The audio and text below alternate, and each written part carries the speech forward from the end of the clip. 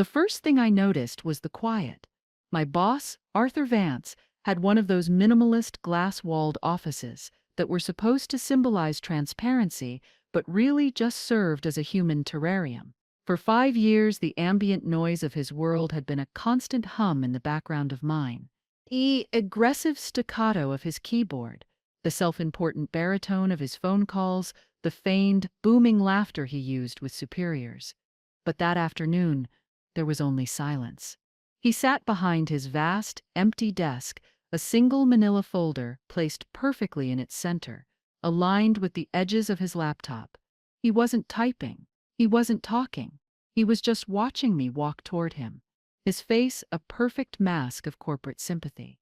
It was the kind of look a funeral director gives you right before he shows you the bill. My name is Thelma. For 12 years, I was a senior medical biller at Northwood Regional Hospital. That's a title that sounds both complicated and profoundly boring, and most of the time it was. I was the person who lived inside the labyrinth of CPT codes and DRG classifications, the person who could translate a 3-hour surgery into a language the insurance companies and the federal government would understand and, most importantly, pay for. I was good at it. I was, and this isn't ego, the best they had. I was the one the residents came to when they couldn't figure out how to code a rare pediatric procedure. I was the one the finance department called in a panic when a new Medicare directive came down from on high. I was the hospital's financial translator, the quiet engine in the basement that turned medical care into cash flow. Arthur cleared his throat, the sound unnaturally loud in the vacuum. He said, "Thelma, have a seat." I didn't. I stood in front of his desk, the synthetic wool of my blazer suddenly feeling too tight across my shoulders. I knew this speech. I had seen it delivered to others from a distance. It was a corporate execution, and it always began with the offer of a chair you would never feel comfortable in. He gestured to the folder. He said, "As you know, the hospital is undergoing a significant strategic restructuring. We're looking to create efficiencies, to streamline our operations for the future." He said these words like they were noble, like he was a visionary architect and not just a man with a spreadsheet and a red pen. I just stared at the folder. It had my name on it, typed on a neat white label, Thelma Grayson. Unfortunately, he continued, his voice dripping with a practiced sincerity that made my skin crawl, this process has involved making some very difficult decisions. Your position, as part of this cost-cutting initiative, has been identified as redundant. Redundant. The word hung in the air between us, thick and insulting. 12 years of untangling their messes, of catching million-dollar errors, of working through weekends to close out the fiscal quarter. 12 years of my life, my expertise, my loyalty, and the final verdict was redundant. It was like calling a foundation redundant after the house has been built. He pushed the folder across the desk. Inside you'll find the details of your severance package. It's quite generous, I think you'll find. There's a standard non-disclosure and non-disparagement agreement you'll need to sign to receive it. He smiled, a thin, bloodless line. It's just a formality. I looked at him then, really looked at him, at his perfectly knotted tie, his expensive, tasteless watch, the faint sheen of sweat on his brow that he probably thought projected an image of a man working hard under pressure. I saw a man who wouldn't know a UB04 form from a W2, a man whose entire contribution to the hospital was to sit in this glass box and take credit for the work of people like me. And I thought about the other file, the one that wasn't on his desk, the one that was sitting on an encrypted hard drive in my apartment, a monument to a year of sleepless nights and quiet, simmering rage, a file that detailed, with meticulous, undeniable precision, a systematic pattern of fraud that made his cost-cutting initiative look like a joke.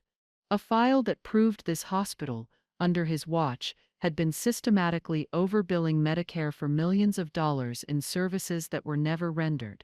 Ghost surgeries, phantom consultations, upcoding simple procedures into complex ones with the flick of a digital switch. He didn't know about that file.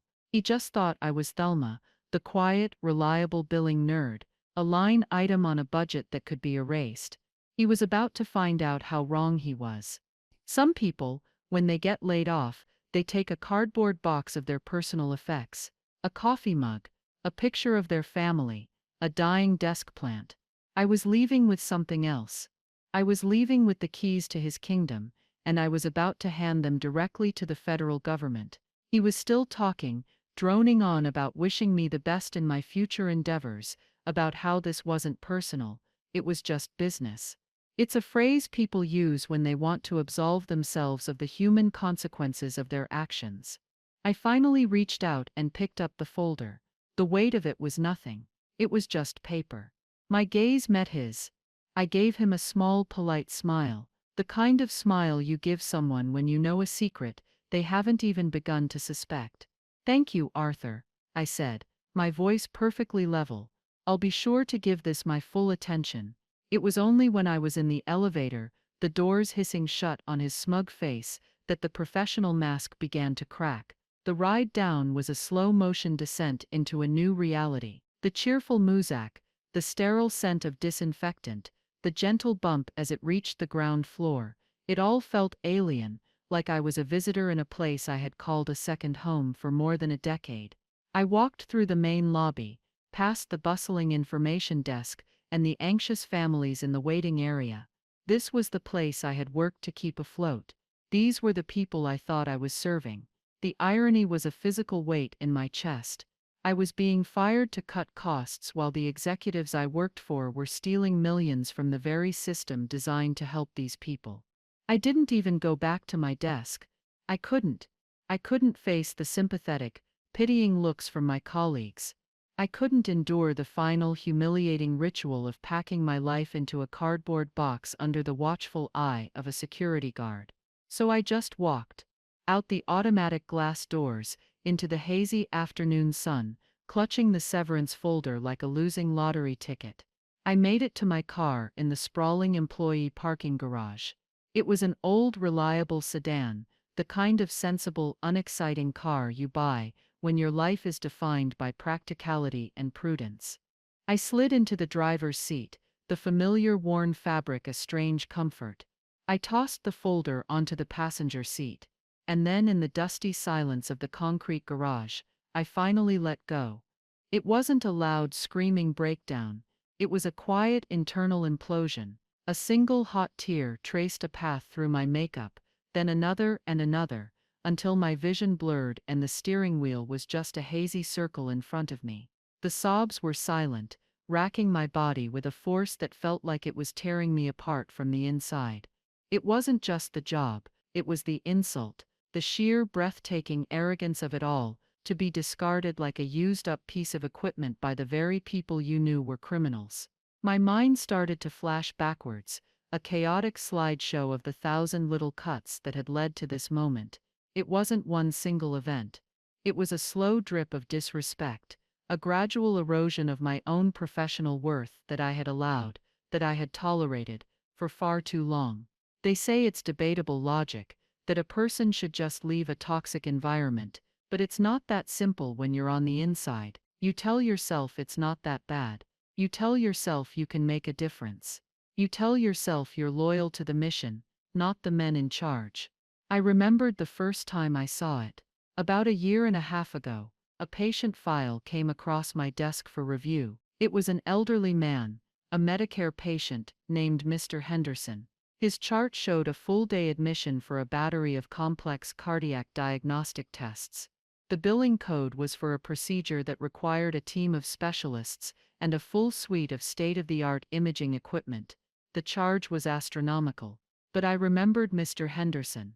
I'd seen him in the hallway that day, chatting with a nurse. He had been in for a routine follow-up, a simple EKG and a blood pressure check. He was in and out in under 2 hours. I went to Arthur's office, the file in my hand. I was naive then. I thought it was a mistake, a simple clerical error. I said, "Arthur, there's a pretty significant discrepancy on the Henderson file. It looks like he was billed for a comprehensive cardiac workup, but he was only here for a quick follow-up." Arthur didn't even look up from his computer. He waved a dismissive hand. He said, "It's a new software patch, Thelma. Probably just a glitch. Just process it. The system will sort itself out." I stood there for a moment, feeling foolish. A glitch. It was his go-to word for anything he didn't want to deal with. But this glitch was a $40,000 error in the hospital's favor. I corrected it manually and sent it back. I thought that was the end of it.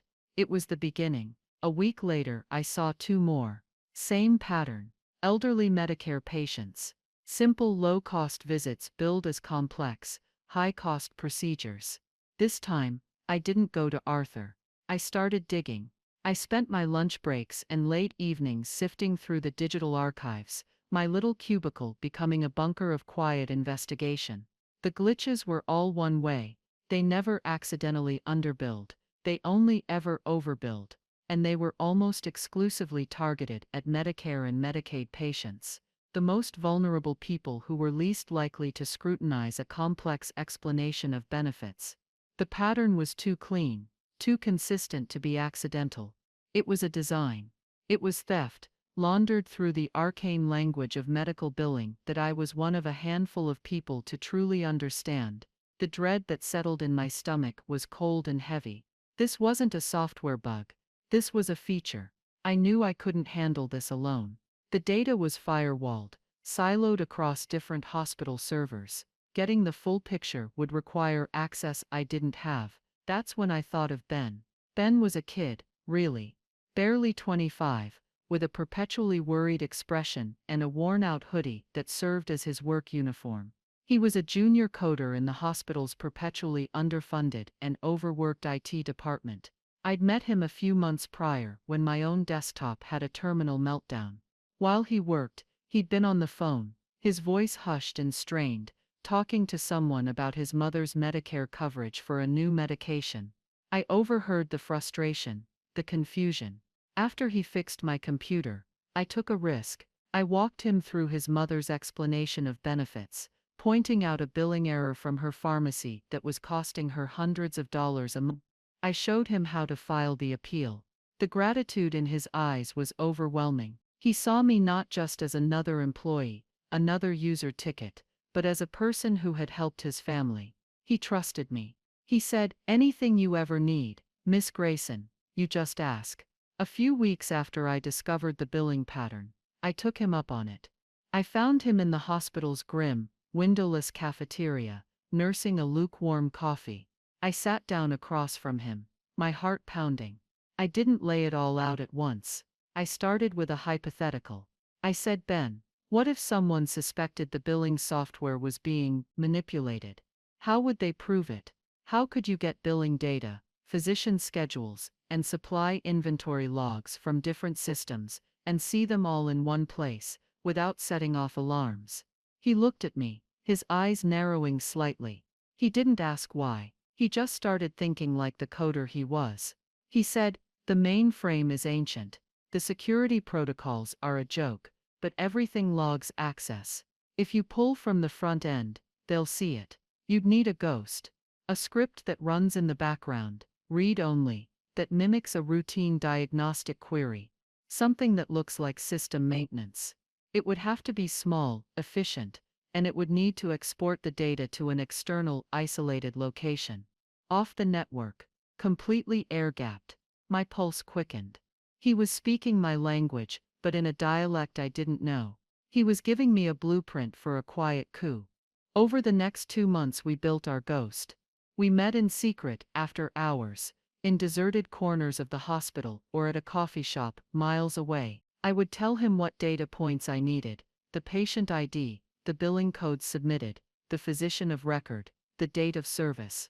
Then I'd ask for the correlating data, that physician's actual schedule for that day, the logs from the operating room, the inventory report from the pharmacy, for the drugs supposedly administered. Ben would translate my needs into code. He built a beautiful, elegant little parasite, a piece of software so stealthy it was almost invisible. We installed it on a forgotten diagnostic terminal, in a sub-basement storage closet, a place no one had physically visited in years. The script would run once a night, at 3 a.m., when network traffic was at its lowest. It would scrape the data I needed, compile it into an encrypted file, and upload it to a secure, anonymous cloud server. From there I could download it at home, to a dedicated hard drive that never ever connected to the hospital's network. We called the project Janus, after the two-faced Roman god. One face was the legitimate system, chugging along, processing millions of transactions. The other face was ours, watching silently from the shadows, recording the truth. There was a close call. About 6 months in, a new head of IT was hired, a real hardliner from a private security firm. He initiated a full network audit. Ben came to me one morning, his face pale. He whispered, "They're doing a deep scan, looking for unauthorized scripts. They might find Janus." For 2 days we lived in a state of suspended terror. I remember thinking, this is it. I'm going to be fired, probably prosecuted. My career will be over. Ben will be ruined. But Ben was clever. The night before the audit of the sub-basement servers, he went in. He embedded our ghost script inside the code of the official security audit software itself. It was the digital equivalent of hiding a fugitive in the back of a police car. The auditors ran their scan, and our script ran right along with it, hidden in plain sight, its activity indistinguishable from the audit itself. They found nothing. That's when I knew I had an ally, who was more than just a coder. He was as invested in this as I was. His mother's health depended on a system that these people were bleeding dry for profit. For him this was personal. So as I sat there in my car, the tears finally subsiding, the fog of shock and grief began to lift, replaced by a cold, clear anger. My mind raced back to the severance folder on the seat next to me. The NDA, the hush money. They weren't just firing me. They were trying to buy my silence. They thought I was a threat to be neutralized. They had no idea I was a bomb that had already been armed. Then my phone buzzed. It was a text from a burner number I recognized. It was Ben. The text was short, a dagger of a message.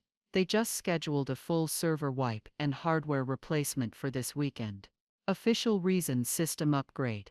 You know what that means. They're scrubbing the evidence. And just like that, the last vestige of my despair evaporated. It was replaced by a surge of adrenaline, a feeling of absolute crystalline clarity. The timeline had just been moved up. My slow simmering plan for justice had just become a frantic race against time. They thought they had fired me. In reality, they had just set me free. They thought they were cutting a cost. They had just lit the fuse on their own destruction. It was no longer about being a victim. It was about becoming a weapon. And I had a full year's worth of ammunition, ready to fire. I put the key in the ignition, the engine turning over with a familiar comforting rumble. I wasn't just driving home. I was driving to war. My apartment, usually a sanctuary of calm, became a command center. The first thing I did was draw the blinds. It was a symbolic act, shutting out the world so I could focus on the one I was about to build, and the one I was about to dismantle. The severance folder lay on my coffee table, untouched. It was a relic from a different life, a life where I was a pawn. I was done being a pawn. I went to my study and unlocked a heavy-duty fireproof safe tucked away in the back of my closet. Inside were 3 identical, military-grade encrypted hard drives, red, blue, and gold. Redundancy was a concept I understood better than most. This wasn't just a collection of files. This was a meticulously constructed narrative of a crime.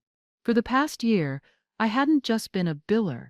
I had been an archivist, a forensic accountant, and a prosecutor building her case. I plugged the red drive into a dedicated laptop, a clean machine that had never touched the Northwood Hospital network, not even its guest Wi-Fi. The screen flickered to life, asking for a 32-character alphanumeric password. As the desktop loaded, I felt that familiar surge of cold resolve. This was my real work. On the screen, the Janus system wasn't just a spreadsheet of stolen data. It was a living tapestry of fraud. Ben and I had designed the user interface to be devastatingly simple. On the left side of the screen was a list of patient files. thousands of them, each one flagged by the Janus script. I could sort them by date, by physician, by billing code. Clicking on a name, let's say patient 743, would populate the rest of the screen. In the center panel, you would see the official record, the fraudulent charge, CPT code 93306, a comprehensive echocardiogram, billed at $5,000. Next to it, in a stark red box, was the truth, scraped from the physician's private digital calendar and the clinic's scheduling logs, a 15-minute blood pressure check. The system automatically calculated the discrepancy, a $850 overcharge, but we went deeper. The right-hand panel was Ben's masterpiece. It was the corroborating data window. For patient 743, it showed that the hospital's high-end echocardiogram machine, the one required for code 93306, was logged as being in use in a different wing of the hospital on a different patient at the exact same time. It showed that the attending physician listed on the fraudulent bill was actually logged as being in surgery 2 floors down. It even pulled the pharmacy inventory logs, which showed that the contrast dye typically used in such a procedure was never dispensed for patient 743. It was a digital fortress of proof. There was no ambiguity. There was no glitch. There was only the lie and the mountain of data that exposed it. We had cross-referenced everything. Every fraudulent bill was a tree, and we had mapped every single one of its roots, showing how they all connected back to a central rotten trunk. And that trunk was Arthur Vance and his superiors. I had a special folder for them. It contained every email he had ever sent to the billing department with phrases like revenue optimization, aggressive coding strategies, and maximizing billing potential. I had internal memos from the CFO, a slick man named Gerald Croft, praising Arthur's department for its unprecedented revenue growth. I even had the audio files from the quarterly investor calls, where the CEO, a man named Harrison Hayes, would boast about their profit margins, attributing them to innovative management. They had built a palace of lies, and I had the blueprint. The text from Ben had changed the entire equation. The server wipe was an act of spoliation, the intentional destruction of evidence. In a legal context, it was an admission of guilt. It was the final crucial piece of my puzzle. It showed intent. I called Ben on the burner phone. He picked up on the first ring, his voice a tense whisper. He said, "They're panicking, Thelma. The outside counsel they brought in, they look like undertakers. They're interviewing everyone in IT. They're locking down access." I said, "Ben, I need one more thing. The memo. The one authorizing the server wipe. I need a copy of it. A time-stamped, unaltered copy." There was a pause. I could hear the faint hum of a server room in the background. He said, "That's on the executive server. It's a closed loop. Getting it is not like the other stuff. If I go in there and I get caught." "I know," I said, my voice softer. "Ben, I know. If you can't, you can't. You've already done more than enough." Another pause, longer this time. I heard him take a deep breath. He said, "My mom has a checkup next week with the doctor whose name is on half these fraudulent files. They were going to bill Medicare for a full neurological workup for her arthritis. I saw it in the pre-authorization queue. My blood ran cold." I said, "Ben." "No," he said, his voice hard now. "No, they don't get to do that. They don't get to steal from my mother and then burn the evidence. I'll get you the memo." He hung up. I stood there, the phone in my hand, a profound sense of gravity settling over me. This had moved beyond a professional grievance. It had become a moral imperative. Ben's quiet, desperate courage solidified my own. I knew the DOJ was only one piece of the puzzle. A federal investigation would be slow, methodical, and quiet. Northwood was a publicly traded company. Its stock price was built on the lie of its inflated revenues. That was their other vulnerability. The Securities and Exchange Commission. I started to assemble the packages. 3 of them, each one tailored to its audience. The first was for the Department of Justice. This was the big one. I started with a cover letter, citing the False Claims Act and its qui tam provision, which allows a private citizen, a relator they call it, to file a lawsuit on behalf of the U.S. government. It's the legal framework for whistleblowers. I outlined the scope and scale of the fraud, estimating a total of over $100 million in fraudulent billing over the last 2 years. I included a complete unlocked copy of the Red Drive, along with a detailed user manual I had written for the Janus system. I printed out the most damning evidence, a dozen case files, the emails from Arthur, the CFO's memos, and organized it all in a thick, 3-ring binder. It was an entire investigation, gift-wrapped. The second package was for the SEC. This one was different. It focused on the financial implications. I drafted a separate letter, this one citing securities law. I explained how Northwood Regional had materially misrepresented its financial performance to investors, using fraudulent revenue to inflate its stock price. I included the Janus drive, but highlighted the financial reports, the investor call transcripts, and the data showing the direct correlation between the start of the fraud and the jump in the company's share value. I was accusing them of being a criminal enterprise masquerading as a healthcare provider. The third package was the wild card. I thought about what a public narrative would do. The DOJ and SEC work behind closed doors, sometimes for years. I needed to apply pressure from the outside. I needed to turn up the heat. I thought back to the journalist, David Chen. His mother had been a patient at Northwood, and I had helped him untangle a billing nightmare for her a year ago. He was tenacious, a bulldog reporter for a major financial newswire. He specialized in corporate malfeasance. He was the perfect outlet. I created a third package for him. It was the most carefully curated. I couldn't just dump a raw data drive on a journalist. I had to give him a story. I wrote a detailed anonymous letter. I was a concerned employee, a person with first-hand knowledge. I gave him the broad strokes of the scheme. I gave him 10 completely anonymized patient cases. No names, no personal information, just the raw data of the fraud. Patient A, an 82-year-old man, in for a flu shot, billed for a 24-hour cardiac observation. Patient B, a 65-year-old woman, in for a routine mammogram, billed for a complex surgical biopsy. I gave him the specific CPT codes, the dates, and the name of the hospital. I also gave him a hook, the sudden unscheduled system upgrade. I told him to ask the hospital administration why they were suddenly wiping their servers. I gave him just enough to light a fire, but not enough to trace it back to me. Not yet. For the next 10 hours, I worked with a focus I hadn't felt in years. I was no longer Thelma the biller.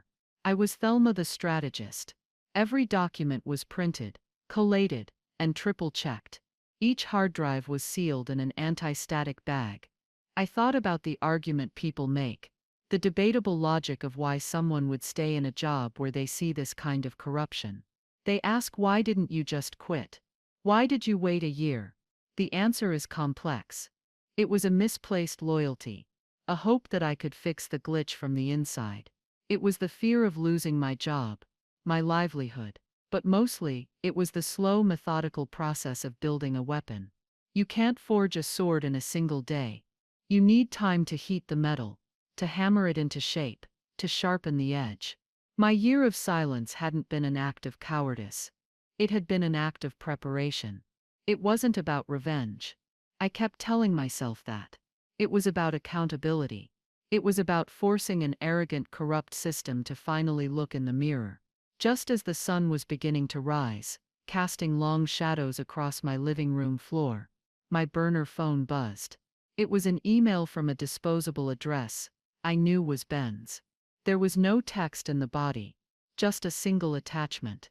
It was a PDF, a scan of an internal Northwood Regional memo. The subject line read, "You are Gent. Mandatory at infrastructure overhaul." It was from Gerald Croft, the CFO. It authorized the complete erasure and replacement of the billing and patient record servers, citing critical security vulnerabilities.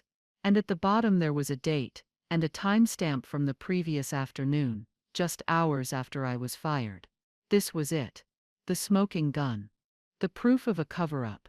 They weren't just upgrading their system. They were incinerating the crime scene. I added a copy of the memo to the DOJ and SEC packages. It was the final perfect piece of the puzzle. I sealed the boxes, addressing them with neat printed labels. As I looked at the 3 packages sitting on my dining room table, I didn't feel triumph. I didn't feel joy. I felt the quiet, grim satisfaction of a job done right. Arthur Vance thought he had erased me, but a ghost was about to come back to haunt him, and it had a mountain of evidence in its hands. The plan was no longer a secret. It was in motion. Monday morning arrived with a gray, determined light. I felt a strange sense of calm, the kind that comes after a storm. I dressed not in my usual corporate attire, but in simple jeans and a sweater. I was no longer playing a part. I drove to 3 separate post offices, a deliberate choice to avoid creating a pattern. I sent each package via certified mail, with return receipt requested and real-time tracking. The moment the 3rd package was accepted by the postal worker, a clock started ticking. A clock that only I could hear. I drove home, and for the first time in over a year, I didn't feel the weight of the secret. I felt the lightness of its release. The burden was no longer mine to carry. It was now hurtling through the United States postal system toward the desks of people who had the power to act on it. Back in my apartment, I sat down at my clean laptop. It was time for the first move in the psychological phase of the operation. It wasn't enough to send the evidence. Sewell liked and send the evidence. I had to let them know it was coming. I had to seize control of the narrative inside the hospital walls before the investigators even arrived. Panic, I had learned from watching Arthur, was a more effective tool than anger. I composed a new email from a freshly created anonymous encrypted email account. The address was something sterile and vaguely official sounding, like billing.compliance.notice@protonmail.com. I addressed it to Harrison Hayes, the CEO, Gerald Croft, the CFO, and Lydia Kane, the hospital's general counsel. I copied Arthur Vance. It was important that he be on the list. The subject line was crafted to be a small, precise stiletto knife. It read, Medicare billing discrepancies, file ref #DOJ, 78A42. The reference number was meaningless, a piece of plausible fiction designed to sound terrifyingly real. It implied that a case file was already open, that this wasn't the beginning of a process, but a step in one that was already underway. The body of the email was even shorter, just 2 sentences. Documentation of systematic upcoding irregularities has been submitted to the Department of Justice and the Securities and Exchange Commission. The emergency server maintenance scheduled for this past weekend may be of particular interest to federal investigators as it pertains to the preservation of evidence. I hit send. The act was so small, so quiet, a single click. But I knew that somewhere across town, in the gleaming executive suite of Northwood Regional, a bomb had just gone off. I pictured the scene, the hushed chime of a new email notification on 4 different computers. The flicker of curiosity turning to a cold dread as they read the subject line. The CEO, Hayes, probably reading it on his phone in the middle of some self-congratulatory meeting, his face slowly draining of color. The CFO, Croft, a man whose entire world was numbers, suddenly facing one he couldn't control. And Arthur. I imagined Arthur in his glass box, his smugness dissolving like sugar in hot water. My burner phone buzzed. It was Ben. It landed. A few minutes later, another text. All hell is breaking loose. CEO's assistant just ran out of his office. She looked like she was going to be sick. Then another. Kane, the lawyer, is sprinting down the hall. Not walking. Sprinting.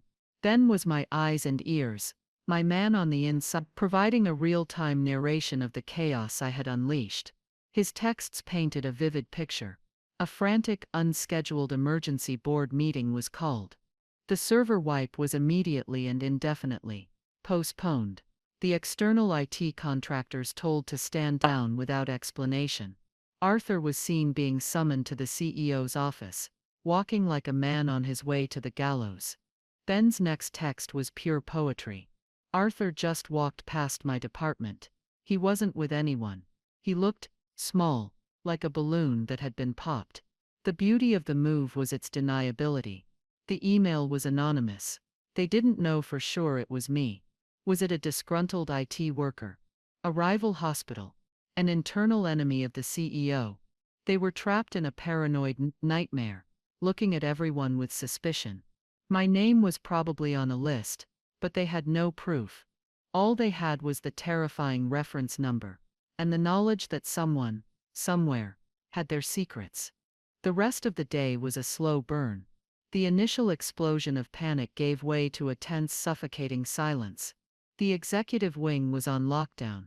Lawyers in expensive suits, men and women I had never seen before, began to arrive. They weren't the hospital's regular attorneys. These were crisis management specialists. The kind of people you call when the ship has already hit the iceberg. Then came the public move. It had to be timed perfectly.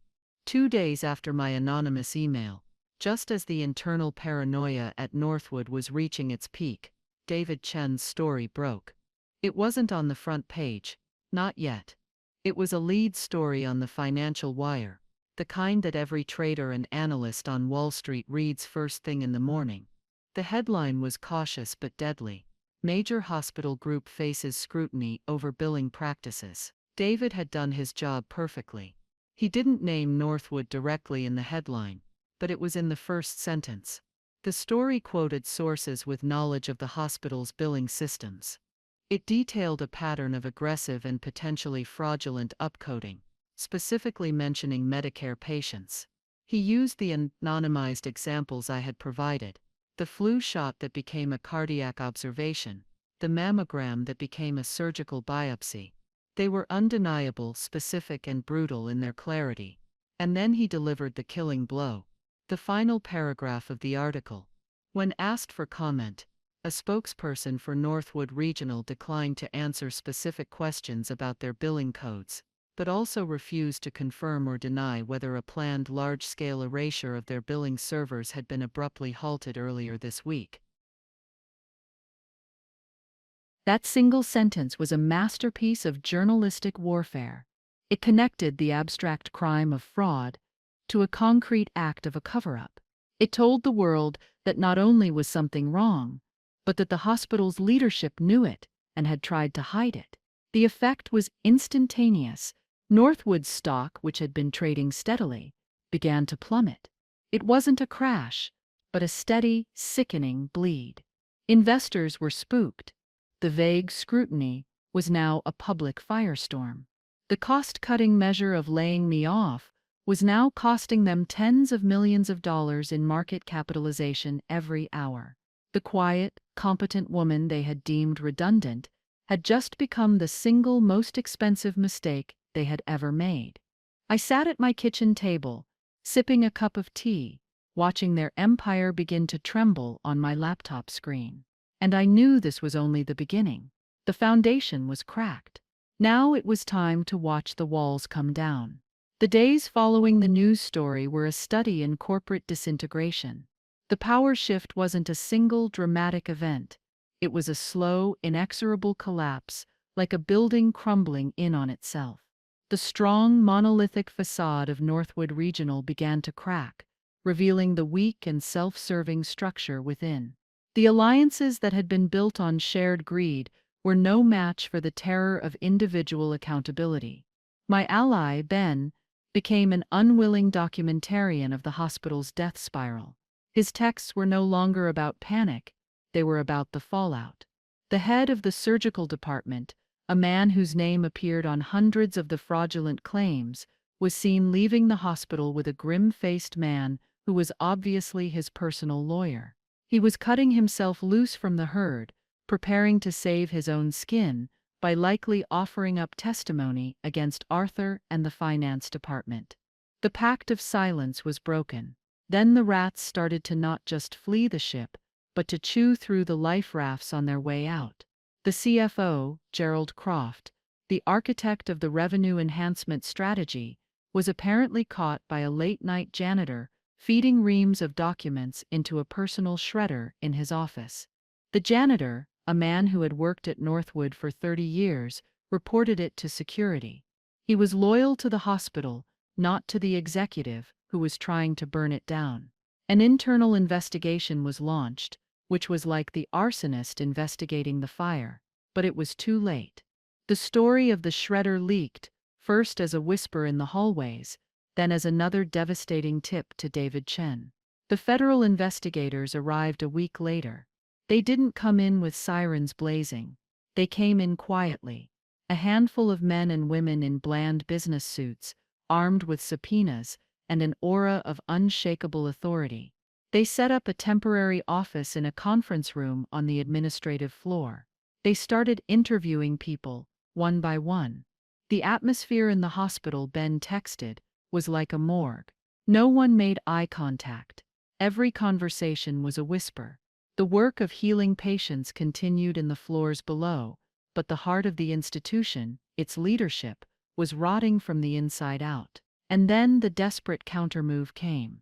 The one I had been waiting for. My personal cell phone rang. It was a number I recognized. Arthur Vance. For a moment I considered not answering, but I knew I had to. I had to hear it. I let it ring 3 times, then answered, my voice deliberately neutral. Hello? Theloma? His voice was thin, strained, stripped of all its former arrogance. It was the voice of a man who hadn't slept in a week. Theloma? It's Arthur. I said nothing. I just let the silence stretch, forcing him to speak into the void. He stammered for a moment. Look, Theloma.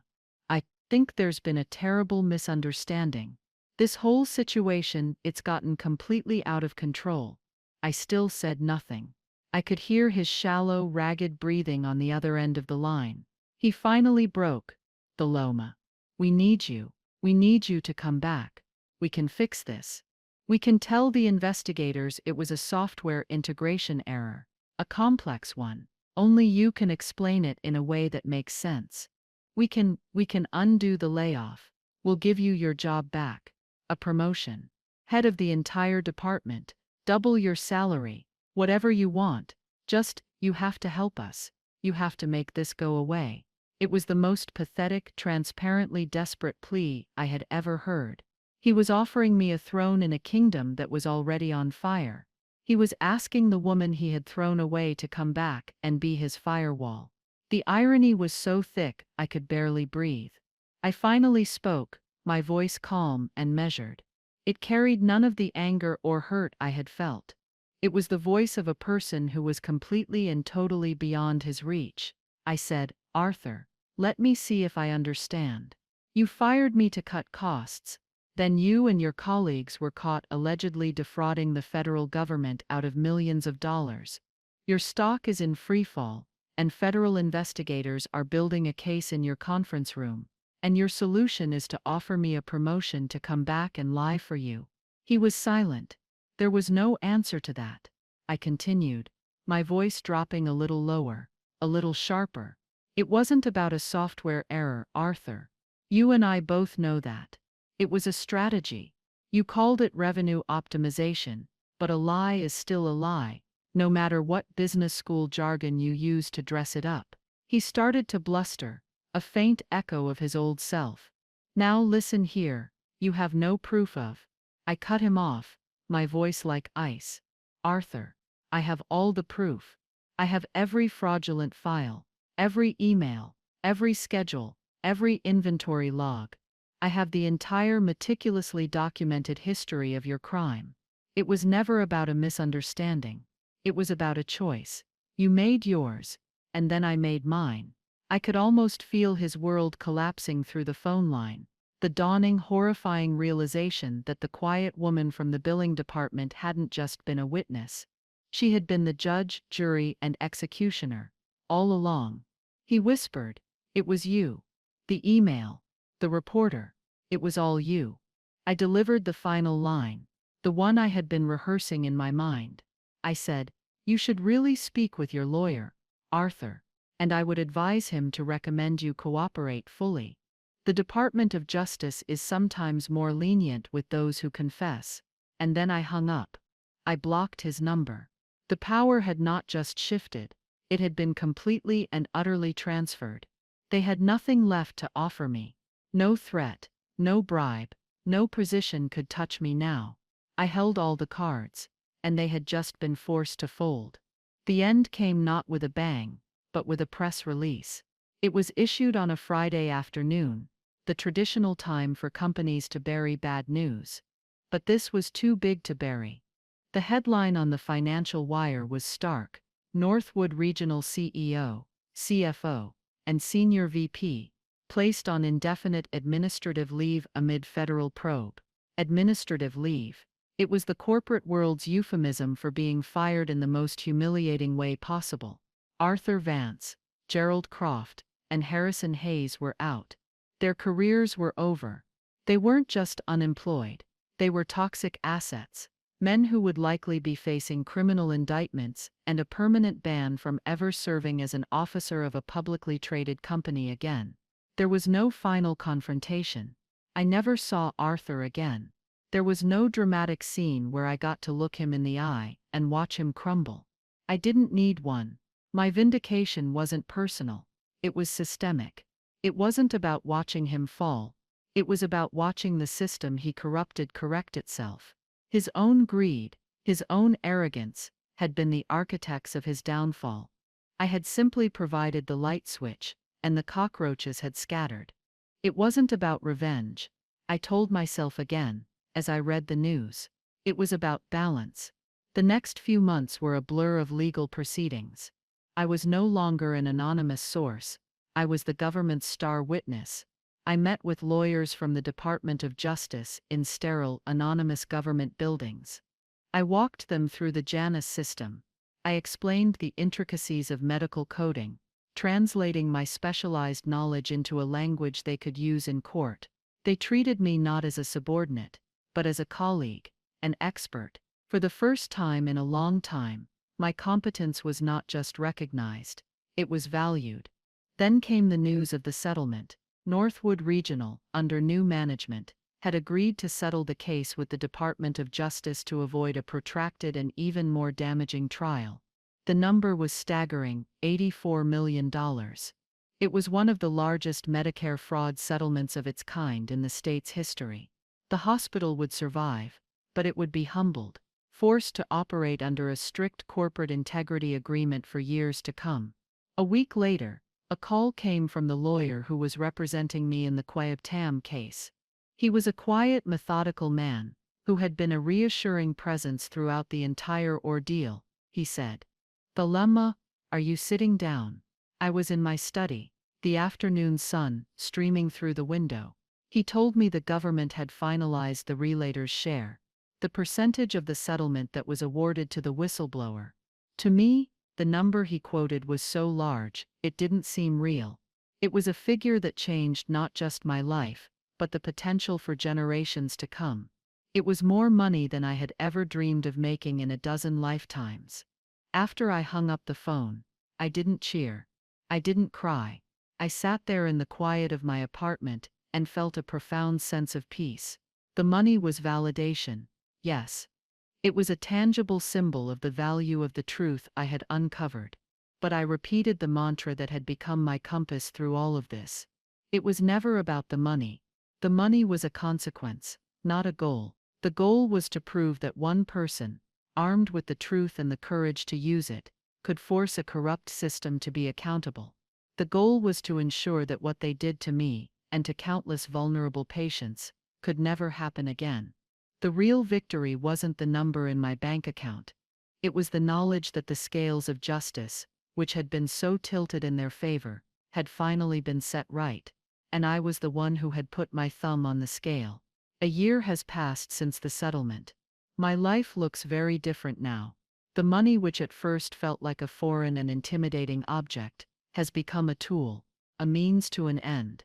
I used a portion of it to create the Grace and Patient Advocacy Foundation. We're a small nonprofit organization dedicated to a very specific mission: helping ordinary people navigate the predatory and confusing world of medical billing.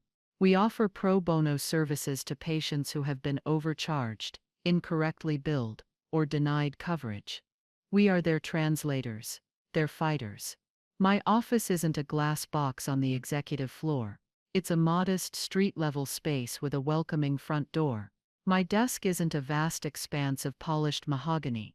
It's a simple functional table, usually covered in files and research.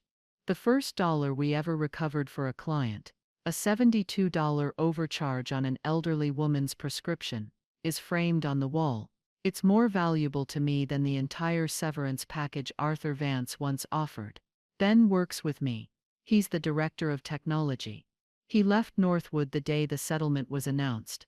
He runs our data systems, building tools that help us spot billing anomalies for our clients. The worry that used to line his face is gone.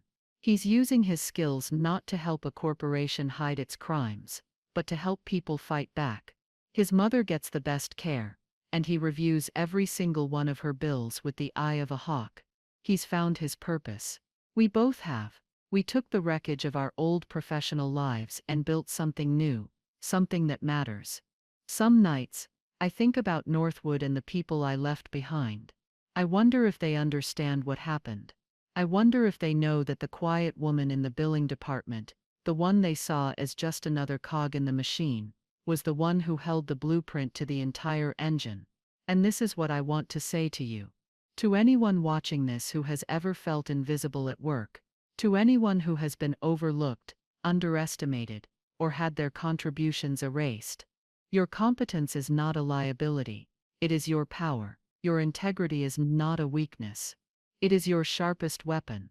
There are people in this world who will see your dedication as something to be exploited, your quiet diligence as a sign of weakness. They are wrong. They build their careers on noise, on politics, on hollow pronouncements in sterile boardrooms. But the real work, the work that matters, is done in the quiet. It's done by the people who know the systems, who see the details, who understand the truth. Do not ever let anyone make you feel small for being one of those people. Your knowledge is your leverage. My story isn't really about revenge. It's about reclamation. It's about taking back the narrative that was stolen from me. They tried to write me out of the story, to make me a footnote in their tale of corporate success. But in the end, I became the author of theirs. And it's a story of failure, greed, and a long overdue reckoning. So if you're in a place where you feel like you're screaming into the void, I promise you, you're not. It helps to know I'm not alone in feeling this way, and I hope my story helps you feel less alone too. Let me know in the comments if you've ever had a moment where you realized your quiet knowledge was actually your greatest strength. Thank you for listening to my story. If it resonated with you, please consider liking this video and sharing it with someone who might need to hear it. And don't forget to hit that subscribe button for more stories about turning injustice into vindication. Remember, you are more powerful than they want you to believe. Never forget that.